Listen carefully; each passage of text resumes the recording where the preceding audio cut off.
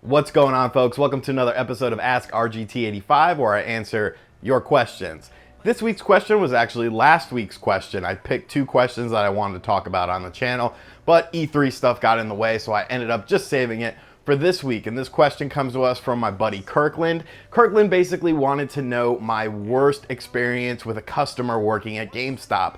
If you guys are unfamiliar, I did work at GameStop as an assistant manager for about 9 months, and I have a whole video pretty much talking about my time there. So if you watch that video, you know the true worst customer ever, but there was another customer. So I'm actually going to talk about both of these customers, tell the story once again, and maybe you guys will find it entertaining. So sit back, relax, and learn about the worst GameStop customer ever.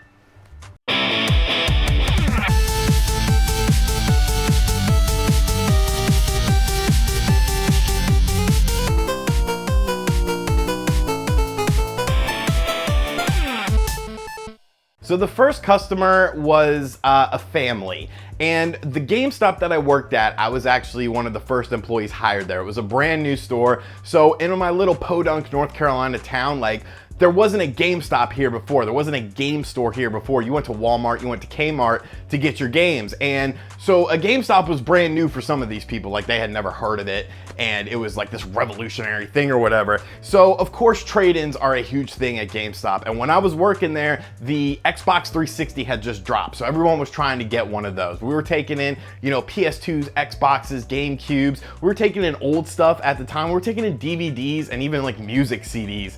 And it was really bizarre, but one of the music CDs we got in was an Uncle Luke CD, and the Cap D Cummins song, that's my jam still to this day. I used to play it like every morning to wake up. But anyways, so, you get a lot of misinformed people coming into the store, and I specifically remember this one mother and son combination that was just atrocious. Absolutely atrocious. So I'm sitting there at the counter, I'm actually there by myself, and this mother and son come in, and you know that meme where it's like the lady with the bowl cut and the highlights, and it's like, this lady has a 125% chance of asking for the manager? Like, this was her to the T, like perfect to the T. And she was there with her son, and they had a bunch of PS2 things. Now, like I said, this town has never had a GameStop in it before, so unfamiliar people will come in there and be like, oh, well, this game is selling for $30 on the shelf. That means I'll get $30 when I trade it in. And of course it doesn't work like that. GameStop, some of their trade-in values are pretty low, but there was that misconception that people had. So this lady had that misconception like down to a T. Her son wanted an Xbox 360. We had a couple in stock, and they brought in all this PS2 stuff, some decent stuff, a lot of sports titles and whatnot. So I'm trying to explain to the lady, how trading and stuff works. And she's just, every time she wanted to know the price of every individual item. So I would give her a price, and she would sit there and try to argue the price. So I'm like, ma'am, I don't have control over this. This is a corporate thing. I'm just trying to, do this trade-in for you. And she's just going on and on. Games like, Madden and, like random Maddens and stuff, it was like $1 or a quarter or whatever. And she's like, well, I paid $60 for this game for my son a year ago. And I'm like, yeah, but, it's not worth that anymore. It's, unfortunately, the trade values of sports games are some of the worst. So I ring up the whole total. He had a bunch of stuff. I think it ended up being like $130. And she looks at me and goes, well, that's not enough for an Xbox 360. And I'm like, no, ma'am, it's not. And she's like, well, he wants an Xbox 360, and he's getting rid of his whole PlayStation 2 collection, and he's gonna get an Xbox 360. And I was like, yeah, he will get an Xbox 360 if you guys have more trade-ins, or if you want to throw some cash on top of that, you can do that. You can throw some cash on top of it. No, he's giving you enough stuff to where he can get an Xbox 360 and get a Mario game. And right then and there, I smiled, and she was like, what are you smiling at? And I'm like, well, ma'am, unfortunately, I don't have any control over the trade-in prices, but there's not a Mario game on the Xbox 360. What do you mean? He said there was gonna be a Mario game on the Xbox 360. Why is there not a Mario game on the Xbox 360? And you would be surprised at how often that happened. So many people would come in trying to buy Mario for the PS2 and Mario for the Xbox, and I'm just like, no, it's a Nintendo thing only. I'm very sorry. So I explained to the lady, I was like, the GameCube does have Mario games. The GameCube's also cheaper. It's not as cutting edge as the Xbox 360, but you can get Mario games, and with the amount that you've traded in, you can easily get a GameCube and a bunch of games. And she just went on and on and on. This whole process took about 45 minutes. Once again, I am the only person in the store. So there's 2 registers. So literally I'm standing there. If I'm not standing there dealing with her, I'm over here ringing out people. And people are coming up and just like looking at her. And she's just like, we're gonna get you an Xbox 360 today. We're gonna get you an Xbox 360 today. And I'm at the point, you know, I'm like 20 years old. I'm like, what do I do with this person? Like, what do I do? Thankfully, a store manager came in and I took him to the back real quick and I just told him like what was going on. And I was like, look, dude, I don't get paid enough to deal with this. Like, this lady is dead set on getting an Xbox 360. You need to convince her otherwise or else it's gonna get really ugly. And so he goes out there and he's like, ma'am, I'm the manager. What's the situation? And of course she tried to throw me under the bus or whatever. And so I'm just laughing the whole time because I think the whole situation is just hilarious. So as I'm trying to catch my breath throughout this whole situation, she drops the N-bomb on my the manager. She's like, and he said there wasn't a Mario game on the 360. My son says there is. And he's like, ma'am, there's not gonna be a Mario game on the 360. Well, why isn't there gonna be a Mario game on the 360?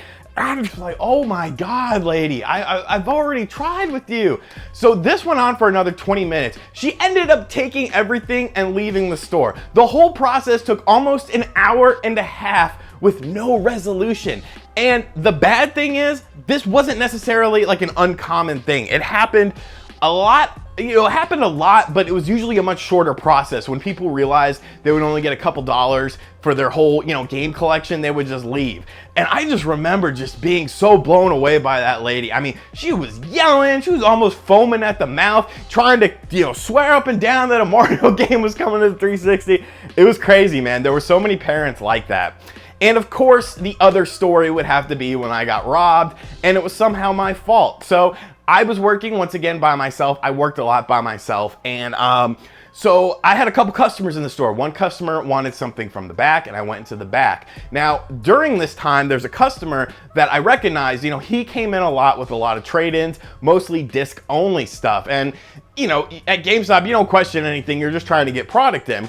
So in the back of my mind, I'm like, oh, that's kind of shady. You know, he comes like every 2 or 3 days with like a new stack of games and stuff, but you know, whatever. GameStop didn't have any, at the time when I worked at GameStop, you didn't have to show ID for your trade-ins or anything. All you had to do was sign a piece of paper. So he would come in every few days and he was in the store when I had to run to the back. I was gone maybe 30, 45 seconds, if that. I had to get a system out of the back because that's where they kept all the systems. A customer was buying one. So about 3 hours later, the dude comes back to the store with another stack of games. And so I trade him in, blah, blah, blah. He goes on his way. And I think my shift ended at like 4 or 5 that day. And I went home and I remember I was sitting on the couch and my manager called me and he's like, I need you to come back to the store. And I'm like, why? You know, I'm at home. Is there something we could talk about over the phone? He's like, no, you really need to come back to the store. So I'm like, okay. So I go in there and he's in the back waiting for me and he has this trade-in ticket from the guy. And he's like, look at this trade-in ticket and tell me what's wrong. And I'm like, okay. So I'm looking at the trade-in ticket. Nothing's really clicking in my head. And then all of a sudden I realized all of these titles were PS2 games that were titled between like A and E. So like all of the games were like either began with an A, B, C, D, or E. And I'm like, huh. And he's like, do you know this guy? And I was like, yeah, he comes in here like, you know, every few days. You would recognize him if you saw him. We didn't have cameras or anything at that time. Long story short, what ended up happening was all of the games that we had were like, here's the register, and there was a spot underneath the register where all the games were. So while I was in the back, he reached around the counter, grabbed a handful of games, went on his merry way, shuffled them up, and then brought them back to me and sold them to me for cash. Because he never got trade-in value. I never saw the man buy a video game. He always wanted cash. And I'm like, oh shit, I got robbed. Do we need to call the cops? What do we need to do? And he's like, well, the district manager wants to fire you. And I'm like, come again? And he's like, no, the district manager wants to fire you. And I'm like, on what grounds? He's like, well, you should have been up here. I'm like, dude, there's a customer in the store asking for a console. I have to go to the back. If I'm here by myself, what am I supposed to do? Just ignore this guy and say, oh, no, sorry, you know, I'm the only person in the store, so I can't go to the back and get your console. And so he fought for me very hard, the manager did. They ended up cutting my hours in half. They took away my keys and all this shit. And he was like, it's just a probation period. Stick it out and you'll be right back where you were. And I just said no. I actually quit that day because it's like the trust wasn't there. You know, like why in the hell would I want to get robbed and then have the guy sell the games back and then have a bunch of products that we're probably never gonna sell? Like, it was a lack of trust. And you know, the district manager and I never really got along, and this was kind of his excuse to try and get rid of me. So that was definitely the worst customer because, you know, he pretty much cost me my job. But yeah, so those are the two examples of the worst GameStop customers ever. And if you've ever worked in retail, I'm sure you have horror stories of people. Let me know those in the comments section down below. Thank you for checking out this video. If you're new here, make sure you subscribe to the channel. As always, be sure to like the video. And like I said, leave me your comments down below. I'll catch you guys next time. Later. RGT 85, RGT 85.